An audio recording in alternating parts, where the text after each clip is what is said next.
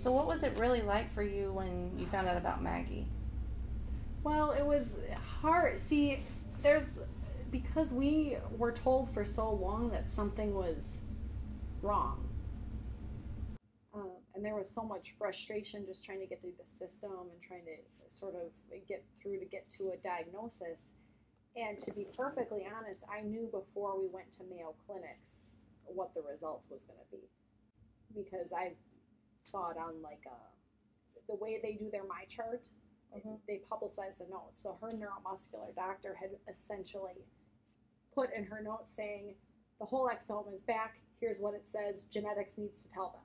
I think the online systems are really good, but the same thing happened with me because when they did like Aiden's full body scan or whatever, I got it and I read it right away before the doctors had called me, and they were telling me that, the arteries were so tortuous in his brain, and then it looked like an aneurysm, and so like I even called Bert panicking that something was really wrong, and I had no idea what to do.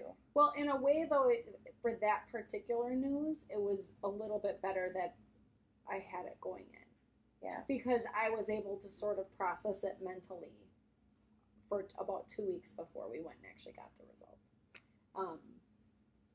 And then that was one of her cardiologist had already mentioned that disease as one of the differentials. Like he had mentioned it because he didn't have a full body scan. He just had a chest image, and that was one on the list. So it was not a complete surprise when that's what came up. So I had already been researching, so we're driving 4 hours. I'm researching this to get the result, to then already have gotten to find you. Yeah. And then that's when we ended up talking was... that's just crazy that you would email me the night that we're starting the first. Well, there was so much pressure, like, okay, so now we know what's going on, who's the best treatment, because I'm a nurse. To me, it's like, well, let's go where the numbers are. Let's go where I know that the best care can be based on outcomes, based on best practices. Yeah. So let's see what we can do. Well, I'm researching it, and I can't find anything on it. So I think my original email to you was, hey, we're just diagnosed. Where does everybody get their care? I hadn't realized, though, at that point. So it's one thing to get the news of the diagnosis, and I had already sort of come to terms with that because I had known for a couple of weeks. The part that I didn't realize was that there was nobody that really had a lot of experience with it. It was so ultra rare that there was nobody that could say that they had a lot of experience with it. So were you really scared, or just I more was concerned, or more just like confused, and I don't know, like scared is one word for it, but just thinking there's got to be some mistake, there's got to be some clinic that can manage this, there's got to be some best practice guidelines, there's got to be That's some exactly what I thought. Research. Really. I just have to look harder. I just need to look in a different place, and that actually takes a lot longer to do. It takes a really long time. The conference actually sort of helped with that, because then that sort of solidified that initial conference that we went to. Like, oh, wait a minute now. Yeah. So let me get this straight. There's no best practice guidelines. There's no really clinical data. There's no research, and there's no community that can say they have more than one kid. That was really the problem. Well, and that's really crazy because it was just 2 years ago, but now we have several communities with more than one kid. So right, in 2 years, it's unreal. And that's what baffles me, is that there can be so many of them out there that we don't know about. What is it with these moms, why they're not talking and asking questions and reaching out and finding others like them? Why wouldn't they want to know that there's a community that can support them? Well, that's what we want to obtain with the registry, that we get all the information centralized, and that from that we can make a start on how patients should be followed and how they should be treated. It's the best way we can contribute to research, really. And actually it'll ultimately make it easiest on me, because I'm inputting the data once. I'm not trying to walk around with these medical records going doctor to doctor, trying to contribute to the research. The thing that I like about it is that there's only 2 people in the study that could even see any data that would tell like a name.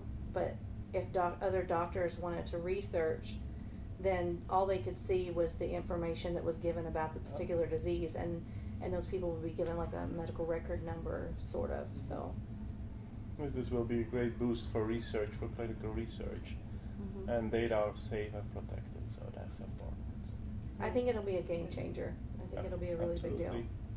But I think our core group of physicians, like we have, like I adore our doctors at Children's of Wisconsin, because they're my people, they're who we see, they're who manage me, and I have a great deal of love and respect for them. But when I come here, these are also my people. These are my doctors, these are my daughter's doctors, but it's so much like more family down here. You know, like you're gonna watch my kids play in the pool so I can run and take care of something. I mean, it's really more of a family down here, between the families, but then also the doctors. I think that we are all sort of on a informal, very personal level. I mean, when we were at clinic yesterday, clinic doors were open because we were all sort of just walking between each other's rooms, hanging out, you know, making the best of things. Taking care of each other, yeah, really. Clinic is just... It is hard. Clinic is miserable by itself. I mean, it takes you 2 hours to explain the disease to the doctor that's trying to see you, and then, so, you know, when we're in clinic together like that, it made it kind of fun, where we all were kind of bouncing back and forth. Yeah, One it person really was did. running for coffee. You know, the kids were sort of playing in between. I think social gathering is important.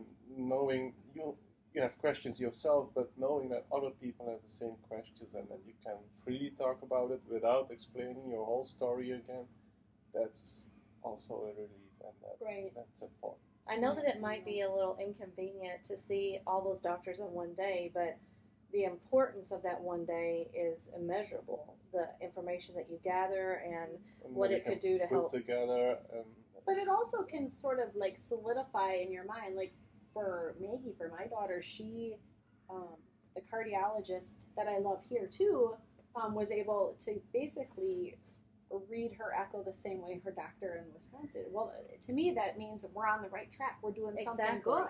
And that's what's so important about having a second opinion. And, you know, even if you want to get care at your local hospital, getting that initial visit by the Center of Excellence makes a really big difference, because then that your doctor can go back and confer with the experts and find out what they might need to do differently. And then also contributing to research is important. It's like you've always got a second opinion just right there if you need it. Right. Well, you never know when you might learn just one new thing. For us specifically, the eye stuff is really big. It is. Come here. I mean, that is last year. That was like our really big thing, and it kind of continues to be. Has been confirmed this year, so that's something to follow. That's something new we got out of the clinic. Right. And you need your eyesight. I mean, that's no joke. Well, and the amazing part about it is it all started because one kid had it, and then we started looking at everybody else, and then before you know it, now we've got all these findings, and these kids all need to see an ophthalmologist. So because of what we did, we will save kids' vision. And what's really amazing is the information that we're gathering with the registry. What's really amazing about gathering all the information with the registry, it's not just going to help ATS patients, it's going to help all diseases, really, what we can learn and help teach others. Great example of how care should be organized around rare diseases. That's important. That's huge. Right? Yeah. Perfect. Thank you. But it's not just about research when we come, because we would come if it wasn't for research. Oh, we yeah, would come definitely. to see our family. I mean, this is our family reunion every year. Exactly. I mean, to see our kids together and how they connect and... Oh, it's unreal. And the acceptance. Oh, definitely. No, it's kind of wonderful to see all these children playing around and see also how they move around, how they actually live, how they do stuff together. That's wonderful. How much, when you're looking at our kids play, how much data are you collecting in your brain just from watching their interactions and playing? Well, do you separate? Like, are you looking at them like a clinician? Like, oh man, I see this, I see this. No, I'm not looking at them as a clinician, but I think somewhere back in my brain there is some retention of data. Yeah, right. So they're looking Yeah. like that, they're behaving like that, they're moving like because that. in clinic and you probably Yeah. can't, because like they don't always do what you want them to do at clinic. Yeah. All the standing up, moving this, measuring that's this, correct. but when you're And watching when them they're play, playing, then you see it's natural. what problems, the laxity, hyperlaxity of the joints. Or we watch have. it, And they then get you see that fatigued the or- fatigue, the muscle hypoplasia, you can see that. And that's something you not always observe in clinic. So what exactly causes ATS? So ATS is caused by mutations in the SLC2A10 gene, and this encodes a glucose transporter, but as of today we actually do not know the exact mechanisms why defects in that transporter cause tortuous arteries. We don't know exactly what it transports, and we do not know exactly what its localization is in the cells of our body. So that's why we need further fundamental research. That's also why we collect samples both of patients and also why we try to develop animal models. Is there any way that somebody can have ATS and one parent not have the mutation, or do both parents have to have the mutation? Well, usually we would expect that both parents would have the mutation, one mutation, and so the risk then for the children would be 1 in 4 to inherit a mutation of each parent at the same time. On the other hand, we do have not an ATS yet, but from other diseases that have a same mechanism, genetic mechanism. We know that some mutations may appear de novo, so that's not present in one of both parents, but that it actually is a transcription error of the genetic material. You know, when Aiden got sick, there really wasn't anybody that could do very much for him, and Arkansas Children's Hospital was so great with the care and the plans that they made. But then I knew that there really wasn't much else out there, and there wasn't very many other families. And then Aiden got really sick, and we had to go to a different hospital, and they wouldn't listen to me. And I think that's what bothered me the most, is because, you know, I knew more about ATS, and I was more of an expert than the doctors were, and that was very scary.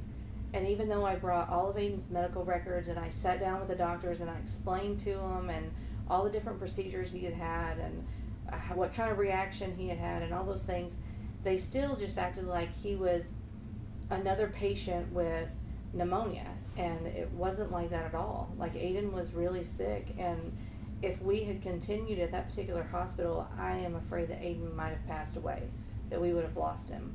And it was because of that I said no more, and I said we have to do something different. We have to have research, we have to have doctors involved, we have to do something for these kids, and we have to find others. And if I don't find any others, then Aiden could die. And so that's when I decided it was time to start the nonprofit, and that was a very hard decision for me because my degree wasn't in that field, and I had no idea how to run a nonprofit. And I spent about a month of sleepless nights, and I kept thinking, I'm not going to do this. Like, this is just too much. There's got to be some other way. But then I would wake up and I would cry, and I would think, you know, if I didn't and something happened to Aiden, I would never be able to live with myself. But if I did it and something still happened, at least I would have known that I tried everything. And at first I felt like, I almost felt a little bit upset because I felt like I was being really selfish for the reasons why I started the nonprofit. But in reality, I had no idea what I was even creating. So I just want you to know that when I met you, it changed the dynamics of everything. That it went from just being a nonprofit and we were gathering patients to where we really had direction and that we were really going to go somewhere. And I don't think that if you weren't involved that we would be as successful as what we are. That you really honestly care about the patients, you really care about the organization, and you put a lot of time and effort into it, and we're all very grateful for it. So actually I feel the same since I engaged in the nonprofit, we got samples, we got clinical data, and we got a wonderful team and a wonderful family of patients. That's fantastic, and I would like to keep it that way. I think we can make a huge difference. Thank you so much for that. Thank you for being my partner. Thank you. Yeah. Thank you.